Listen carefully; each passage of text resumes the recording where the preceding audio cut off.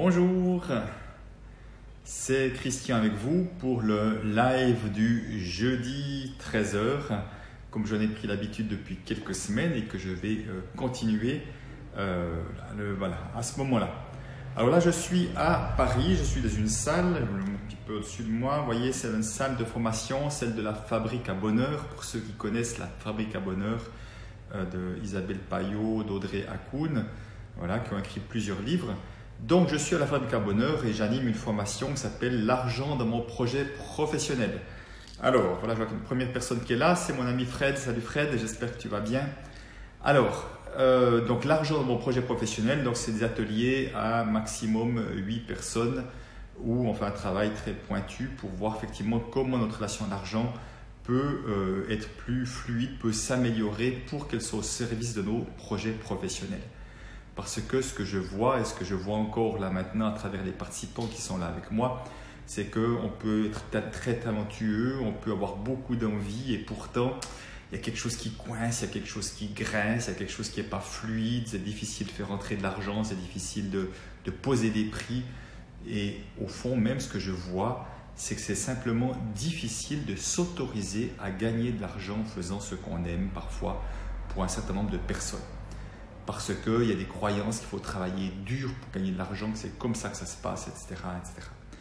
Donc voilà, simplement un atelier que j'aime beaucoup, en tout cas c'est parti fort. Je suis avec un petit groupe cette fois, c'était dans le sens que l'atelier n'est pas complet. Parfois ça fait partie des mystères de la vie aussi.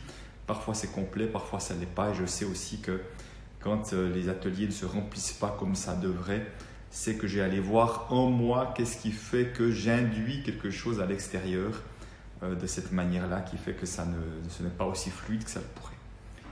Et voilà, si je vous partage ça, c'est parce que je vois à quel point, en tout cas à travers les témoignages que je vois ce matin, il y a eu beaucoup de partages, des histoires des uns et des autres, et à quel point nous sommes influencés et impactés par les histoires de vie que nous avons, mais les histoires de vie familiales, même celles que nous n'avons pas connues, mais parfois celles auxquelles nous avons assisté. Et une personne tout à l'heure me partageait dans son histoire qu'il avait vu son père spolier ses deux petites sœurs, dans le sens qu'il allait vraiment lui prendre leur argent et qu'il allait pour pouvoir, je ne sais pas ce qu'il en faisait exactement, mais enfin que c'était comme une sorte d'habitude qu'il avait d'aller prendre l'argent de ces petites sœurs-là, et à quel point aujourd'hui il se rendait compte qu'il avait peur d'avoir de l'argent, parce qu'il avait peur qu'on lui prenne son argent. Mais bien sûr, ce n'est pas étonnant, donc effectivement que je ne m'autorise pas à avoir de l'argent, je ne m'autorise pas à en gagner, d'en avoir, parce qu'il voyait ça comme enfant, il le voyait, et qu'il voyait la manière dont c'était fait, c'était vraiment pas fait avec gentillesse, c'était vraiment fait d'une manière qui fait que ça faisait burk à l'intérieur, quoi. Donc vous voyez, ces histoires que nous vivons et que émotionnellement qui nous marquent font que la personne, à peu près 40 ans après, c'est une histoire qui date de 40 ans à peu près, ça l'impacte toujours dans sa relation à l'argent, mais dans sa vie en général, puisqu'il ne s'autorise pas à avoir de l'argent, puisqu'il a peur de se faire spolier, il a peur de se faire arnaquer ou prendre son argent, comme il a vu son père faire quand il était jeune. Donc, heureusement pour lui, là, maintenant nous avons 1 jour et demi pour aller transformer ça, pour aller faire effectivement qu'il ne porte plus ça en lui, pour qu'il puisse se déployer, parce que c'est quelqu'un qui a des talents et qui voit à quel point il se sabote d'une manière incroyable pour ne pas réussir, ne pas s'autoriser à gagner de l'argent. Et même parfois, c'est même son corps qui le trahit, dans son cas en l'occurrence, qui fait qu'au moment où il pourrait gagner de l'argent, il ne va pas le faire parce qu'il y a vraiment quelque chose là qui fait burk à l'intérieur. Donc, je ne sais pas si vous aussi, vous avez des histoires familiales ou des souvenirs marquants avec l'argent qui font que ça va être effectivement compliqué, en tout cas, et que ça va indirectement, je veux dire inconsciemment, ça va nous influencer, qui fait qu'on ne va pas s'autoriser à quelque chose, ça va nous limiter d'une manière ou d'une autre. Donc voilà, effectivement, une histoire parmi d'autres, et je vois également aussi, pour une autre personne aussi, qui parlait d'une personne qui avait été vraiment très importante dans sa vie, une ancêtre, une arrière-grand-mère en l'occurrence, je crois, mais c'est égal, qui sait. Et dans le vécu de cette arrière-grand-mère-là, Si une personne est très importante pour moi, je serai d'autant plus influencé et imprégné par ce qu'elle a vécu et ce qu'elle va vivre. Alors, je prends un exemple. Si une personne qui a été très importante pour moi va vivre dans la misère financière, entre autres, il y a toutes les chances que moi-même, je ne m'autorise pas l'abondance par loyauté vis-à-vis de cette personne-là. Donc, encore une fois, il y a toute une série de comportements qui vont être induits par cela, qui fait que je serai effectivement limité. C'est comme, je donne souvent cette image, c'est comme si on avait des élastiques invisibles qui nous sont accrochés dans le dos, alors que nous voulons avancer, faire de l'avance. C'est quelque chose qui nous tire et qui nous retient en arrière. Donc c'est pour ça que ça vaut vraiment la peine d'aller visiter ces parties de notre histoire. Parfois, il y a des parties qu'on ne connaît pas, bien sûr. Mais en tout cas, là, je suis très impressionné par tout ce qui sort durant cette première matinée. Et parfois, c'est vraiment des choses qui sont importantes, voire qui sont lourdes également. Donc, voilà, simplement, en tout cas, et pourtant, Dieu sait, j'ai déjà entendu, déjà vu, mais là, ce que j'ai entendu également, ce qui est important, peut-être, c'est d'aller voir aussi qu'est-ce qui se passe au moment de ma conception, le moment de ma naissance. Qu'est-ce qui se passe pour mes parents ou mes parents au moment où ils s'apprennent qu'il y a un enfant qui est en route alors que ce n'était pas prévu. Là aujourd'hui j'avais effectivement des personnes qui disaient ben oui, les parents n'avaient même pas de métier du tout, ont dû se marier. Donc vous pouvez imaginer l'insécurité que ça peut représenter au moment où des parents apprennent que ils vont avoir un enfant et qu'il n'y a pas de métier, il n'y a pas de revenus, que ça met beaucoup d'insécurité. Parfois une personne disait, arrêtez pas de dire à quel point elle sentait qu'elle avait de la honte. Et je peux imaginer, on le vérifiera cet après-midi, mais que peut-être que l'angle des parents, effectivement, on met un enfant en route, on n'a pas de métier, on n'a encore pas de gain. Peut-être que vis-à-vis de l'extérieur, on se sent honteux vis-à-vis de l'extérieur. Et peut-être bien que cette honte que cette personne porte n'est pas la sienne, mais celle qui s'est comme laissé imprégner, imbiber. Et que cette honte-là qu'il porte, effectivement, dans plein de situations dans sa vie, on va en tout cas pouvoir s'en libérer parce qu'il n'y a pas de raison de la garder, alors que ça pourrait bien venir de quelque chose dont il n'a pas vécu lui-même. Donc voilà, tout ça pour dire que je vois dans ce moment-là, s'il y a eu beaucoup de peur de manquer d'argent, de ne pas s'en sortir, il est bien possible que moi-même j'étais imprégné par ça et je serai moi-même porteur de beaucoup de peur de ne pas s'en sortir, par exemple aussi. Si tout à coup il y aura des perceptions que à ce moment-là, je suis une charge pour mes parents, ils me voient comme une charge.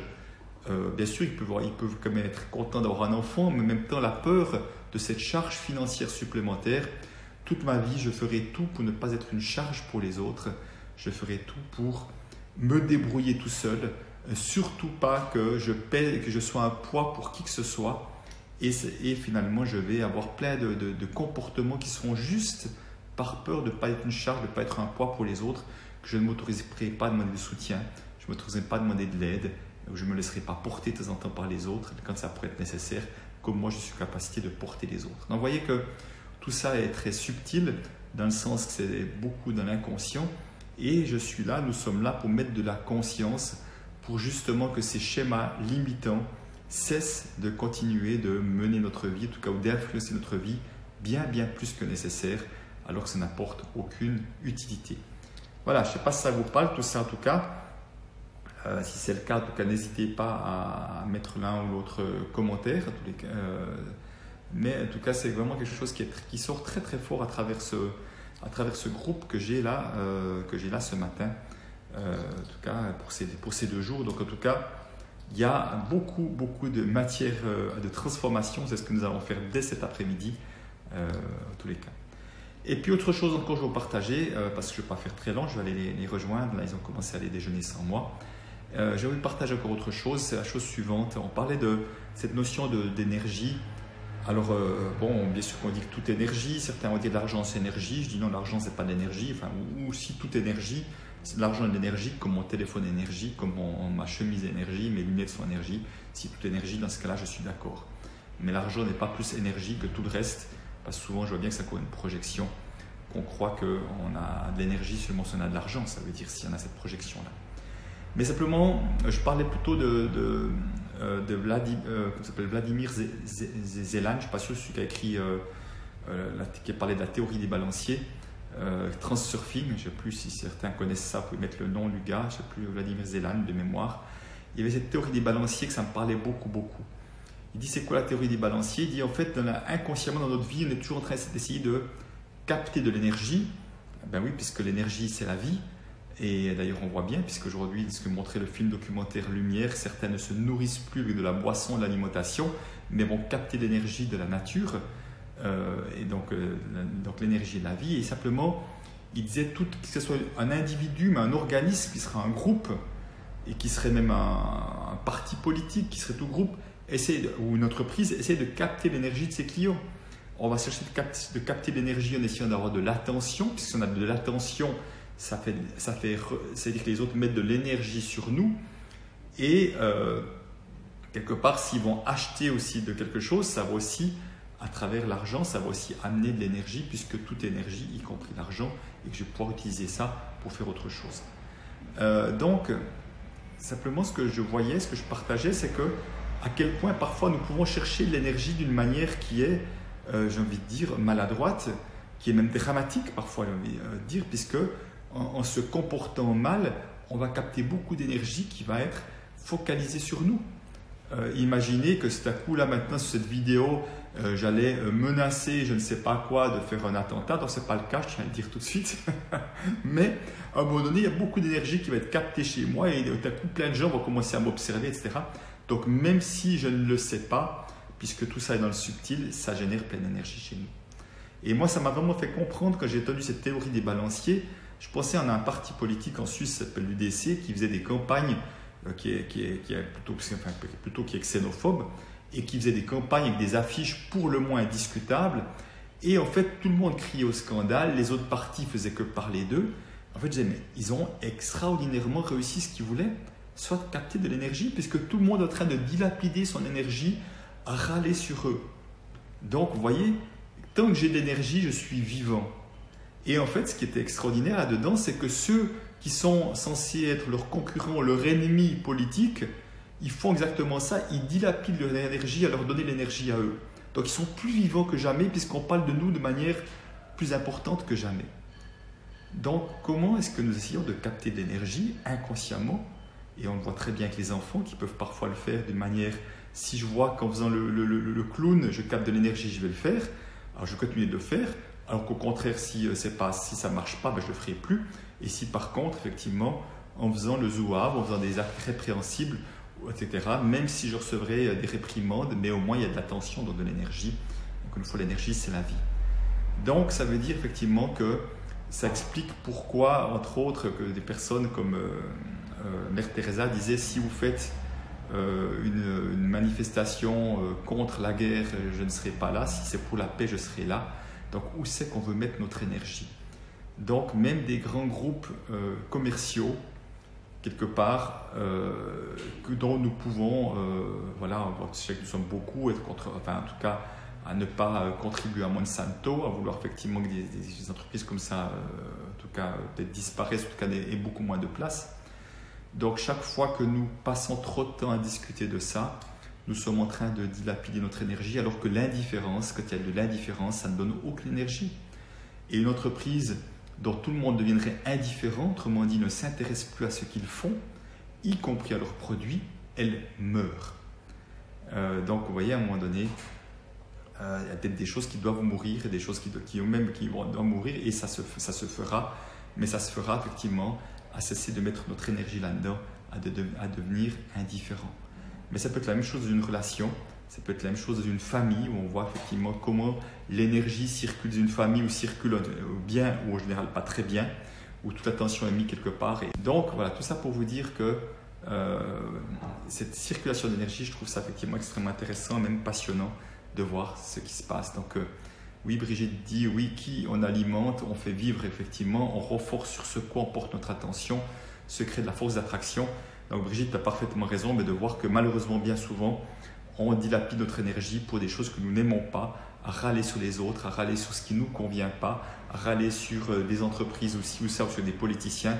Et c'est toute cette énergie-là que nous déployons et que nous dilapidons à ce moment-là, elle pourrait tellement mieux utiliser autrement.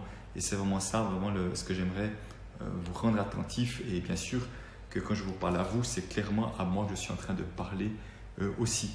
Et c'est vraiment, je trouve ça c'est très subtil, mais c'est vrai que c'est très intéressant parce que même quand je pense à quelqu'un, que ce soit en bien ou en mal, et c'est aussi d'ailleurs de l'énergie que je suis aussi en train de mettre dans l'univers d'une manière positive ou d'une manière négative également. Donc voilà, comment effectivement, deux choses dans ce live, comment notre histoire familiale nous imprègne, nous impacte, ce que je partage en début à travers différents exemples, et cette théorie des balanciers de Vladimir Zeland, je crois, c'est ça, Vladimir Zeland.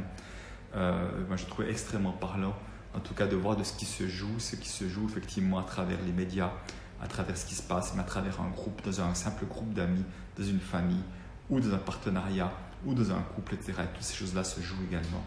Donc comment nous pouvons capter de l'énergie de différentes manières, mais comment justement nous pouvons, en ayant des relations de qualité, faire en sorte que chacun se ressente avec plus d'énergie à l'issue d'un moment que nous avons passé ensemble, plutôt que l'inverse. Et c'est vraiment ça, parce que ce que je partageais, à des moments donnés, on va voir, il y a des personnes, et on ressort, on a une visite, que ce soit avec un membre de la famille ou autre, il y a notre énergie qui est tirée en bas, on a l'impression que voilà, on se fait impacter par l'énergie ambiante, et là, c'est pas juste.